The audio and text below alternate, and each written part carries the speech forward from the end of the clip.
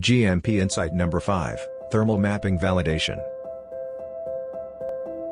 Imagine doing a heat mapping in a vast storage location with 30 to 100 USB data loggers. Unfortunately, you didn't realize that some of the sensors were set up incorrectly, alarm settings were wrong, or the user didn't start it. 24 hours later, the run is over. You take all the sensors down, plug them into a laptop and find out that several of them were not working correctly. Whoops, what now? Besides writing deviations reports and CAPAs, you would probably start over again, which is time-consuming and creates a bottleneck in the process flow. To avoid such situations in the first place, make sure you conduct an adequate risk analysis before starting with your activities.